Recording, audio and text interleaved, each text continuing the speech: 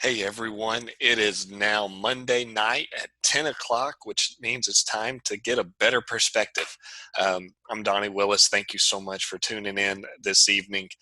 Now, A Better Perspective is a series of interviews that we've been doing every Monday night, uh, just talking to passionate people who are passionate about what they're passionate about.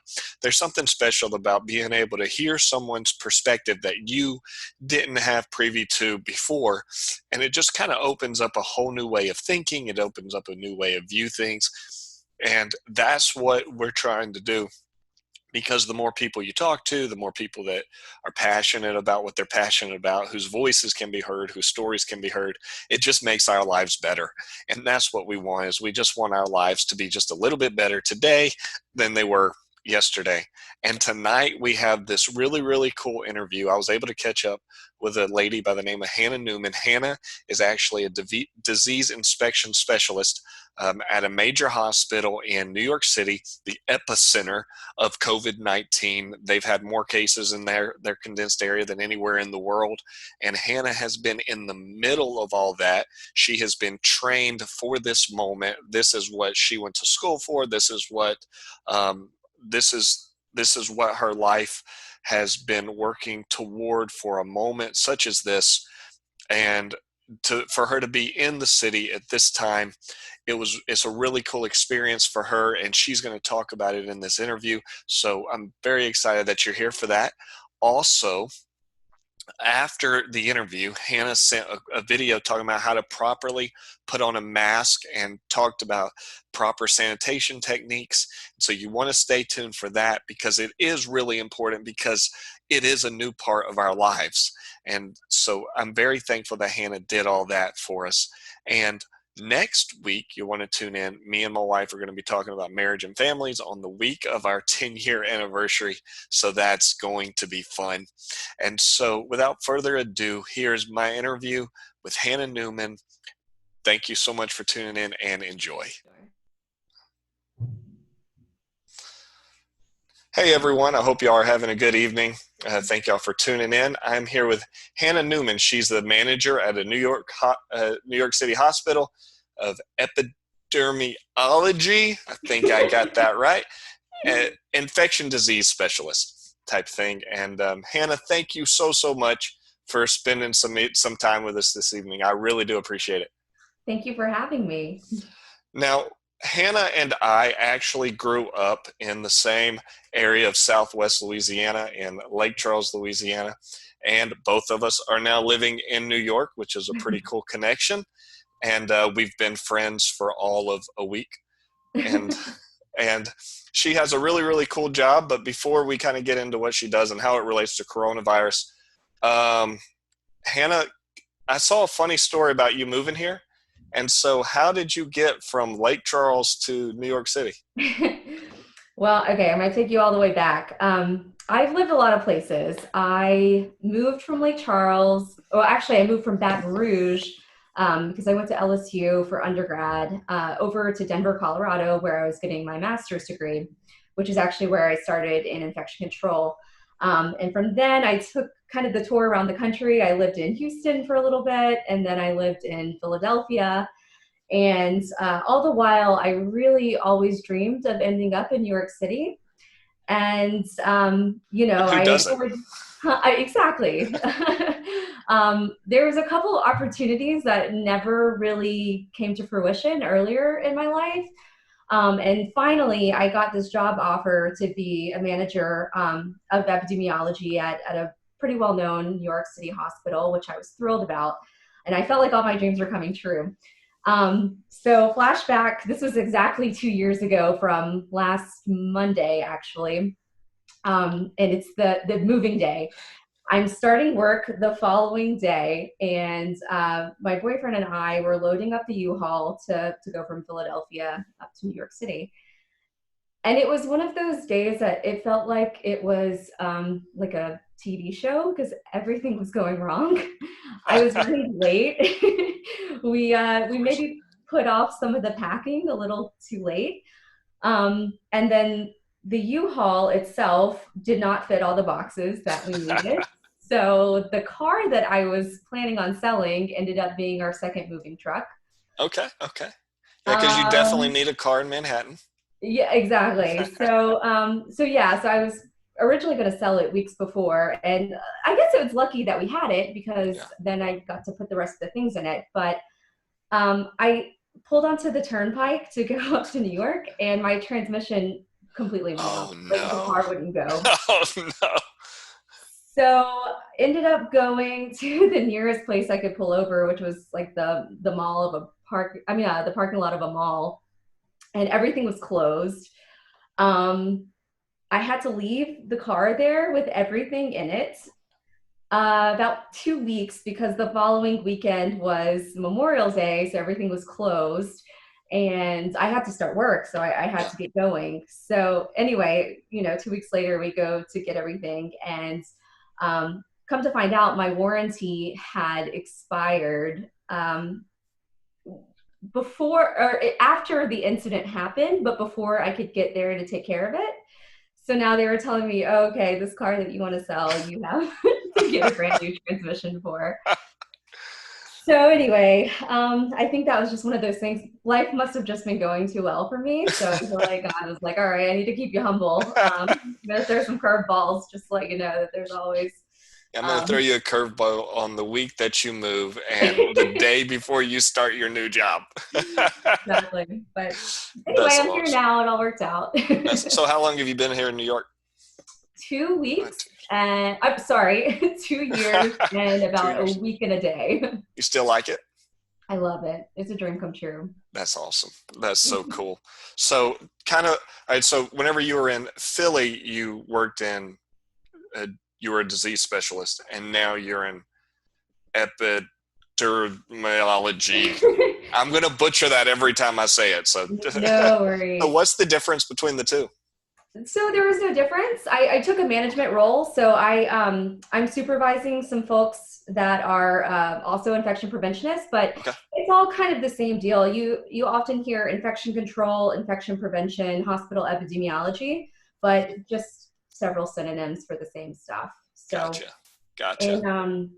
in simplest definitions, my job is to basically make sure that anybody who goes into the hospital isn't getting an infection while they're there. Okay. And that being patients, healthcare workers, visitors, everybody really. Gotcha. Well, what a very interesting time to be in that profession in this time in New Indeed. York City, especially the epicenter of the craziest pandemic of our lifetime. So, what's it Right. been like in just the last couple of weeks and months? It has been quite the whirlwind. Um, you know, in my role, we always have drills, emergency preparedness activities to, you know, just practice for things like this, but you never really expect it to happen. Sure, sure. So, I still remember March 7th was the day that we had our first patient, and I got the call at 3 a.m. because I was on call that weekend, and I was helping the clinician kind of go through the steps of alerting the health department, making sure that the right isolation was being followed, and all that kind of stuff. And I feel like since March 7th until about maybe a week ago, I was just on a 24/7 adrenaline rush and probably didn't get as much sleep as I should have. Sure. But it's been incredible. Of course, you never want this to happen, but I do feel that all of my education, all of my career has been preparing for something like this. So I can't help but kind of feel like I'm in the right place at the right time and I'm That's doing awesome. exactly what I was meant to do. That's awesome. Don't you love it whenever, even though you're in a profession that you never want to see this, whenever quote unquote the stars do align where you know exactly that you're in the right spot at the right time. It's almost as if, now, disclaimer for anybody out there who's not aware, I am a pastor, so if I do throw in like a pastor nugget here, just forgive me. But it's almost as if the career and the calling have gone glove in hand or hand in glove, and it's just is just right. That's kind of Yeah, what it sounds like has happened. You're in the right city at the right time to do what you do, and that's awesome. exactly. Yeah, yeah. What's the environment? You know, I'm up in Westchester, so just a little bit further north from the city. So, what's the environment been like in the city recently? So the very beginning was very intense. To give you an example, I used to get an alert on my phone every time a provider would order a test to test for Hmm. COVID. And it would ding. And, at first there was a few dings, and then it got to a point where every, 15 minutes or so, I was getting an alert. So it was just pretty incredible how quickly things escalated. And we really, at the hospital, we had to think of like some really creative solutions on how to handle that. So, um, some of the ones I can think of are just, finding more beds to be able to house these patients, which was scary. You don't want to run out of places to treat these folks.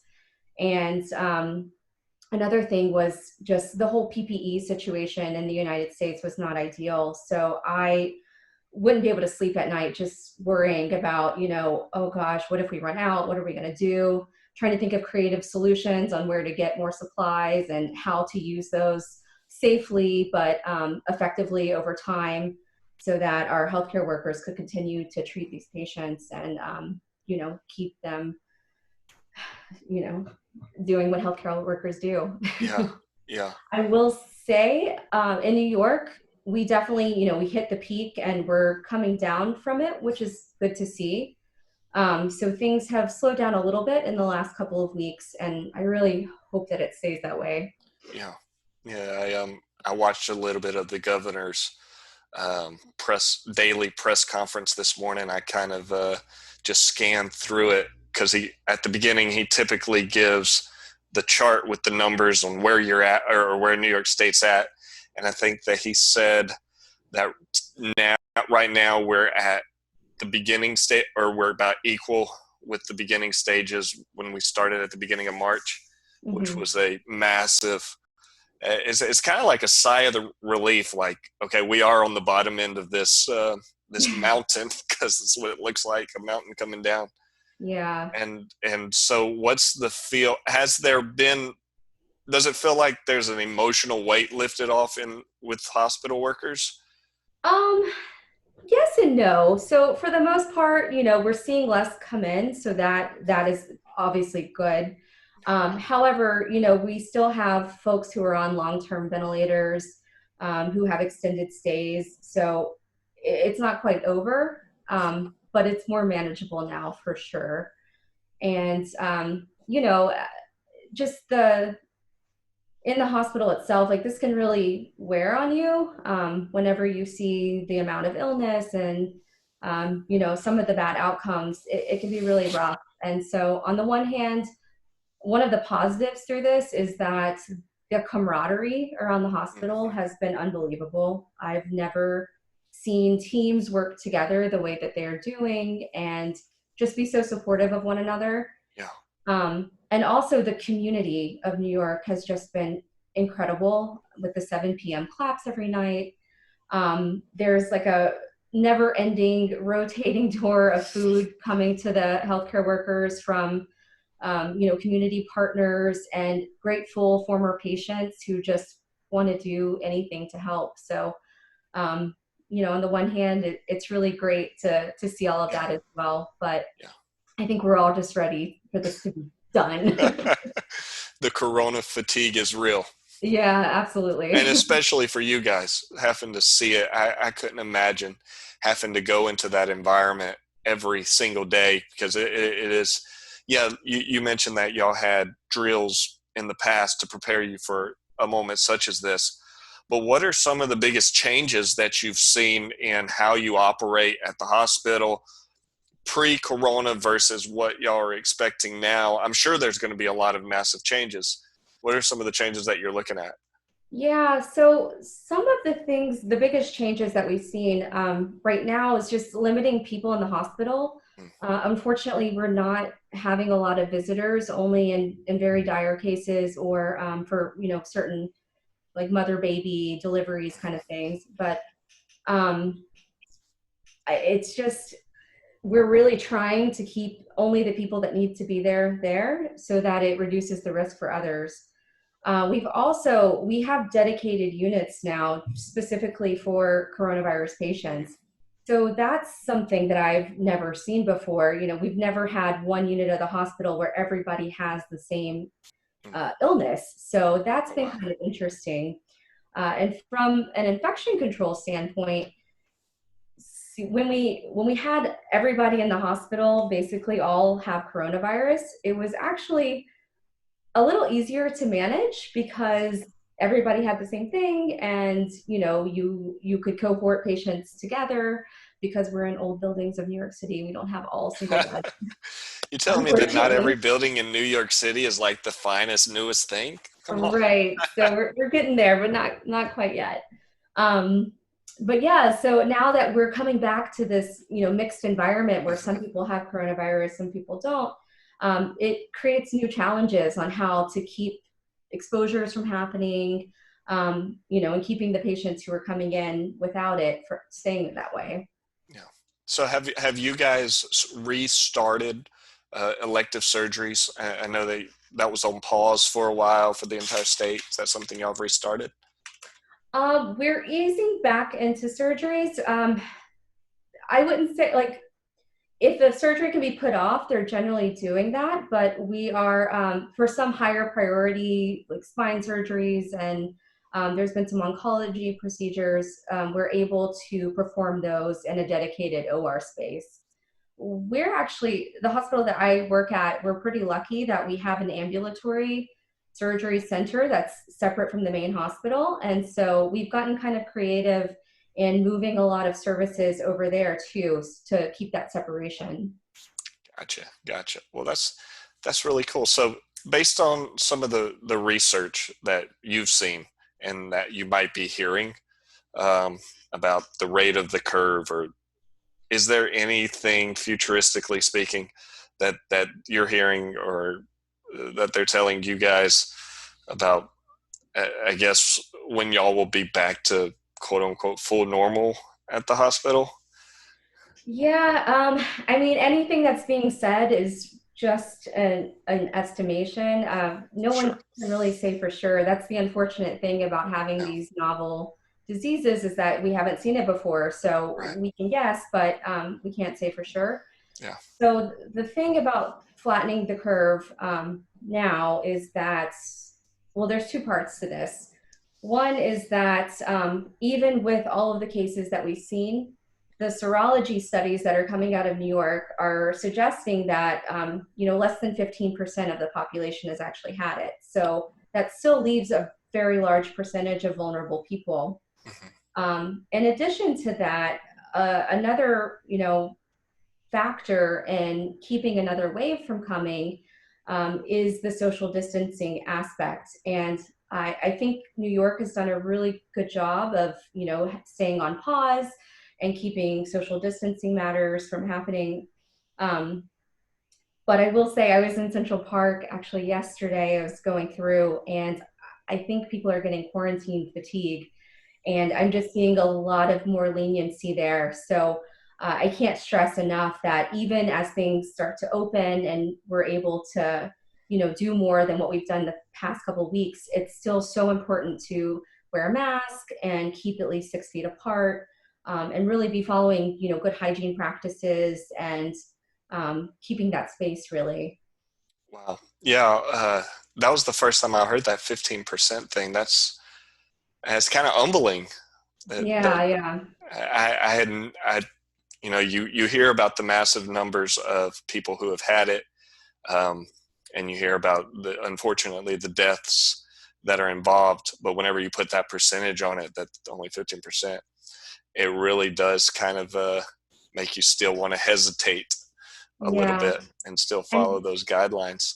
the serology tests are still fairly new too, so I think we'll gather more information and we'll see how that goes. But another part of that too is we still don't exactly know the interpretation of that. With most infectious diseases, when you get serology, basically what it's saying is that you've already had it before, so it's detecting antibodies from these reactions that your body makes in order to recognize and then fight the disease. That being said, we don't know how long that protection lasts for. So you have some things where, like, for example, measles. If you get measles or you get the vaccine, you're generally protected, for a good amount of time. You might have to get a booster years down the road, but it's long-term protection. Flu, on the other hand, you get a flu shot, you could still get the flu the following year. So unfortunately, just not enough time has passed to really know how long that protection lasts.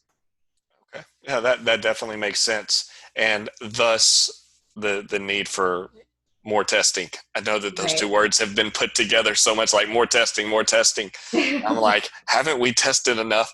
But that would definitely make sense, because now they're talking about opening up the states in different regions, and I saw where some of the regions only thing that they're missing is testing. Hmm. I think there was two regions that he talked about today here in the state. I think like the capital region and the western region, that the only thing that they need is more testing. Hmm. So it's been definitely interesting, mostly for you. And is there anything else interesting about your job that you absolutely love, that this has just heightened the love of your job or anything?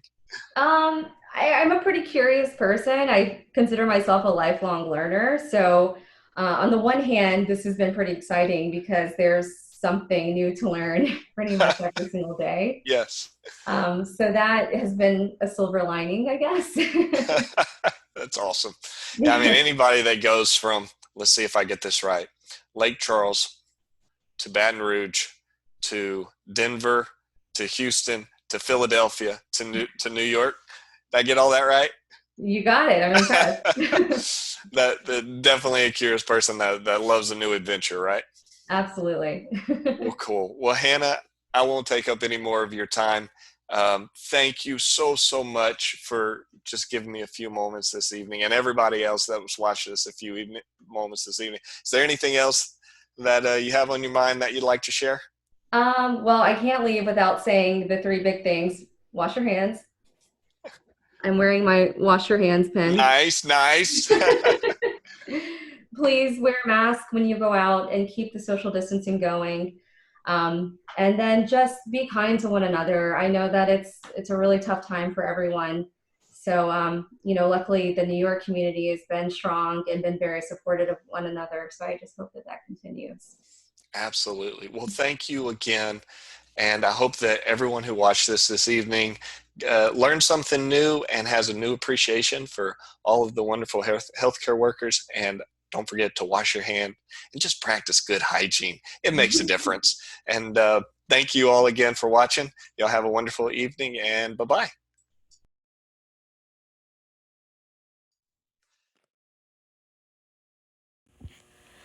So oftentimes I'm asked, what is your advice to the general public to prevent coronavirus, or what can we be doing to better protect ourselves?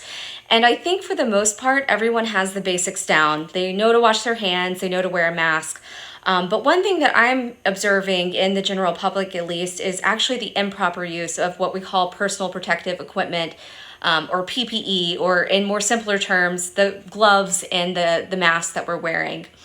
So what I'm seeing oftentimes is people are using them in ways that actually could put them more at risk, and it could actually be more dangerous than good. So I'm just going to do a really quick tutorial to address some of those points.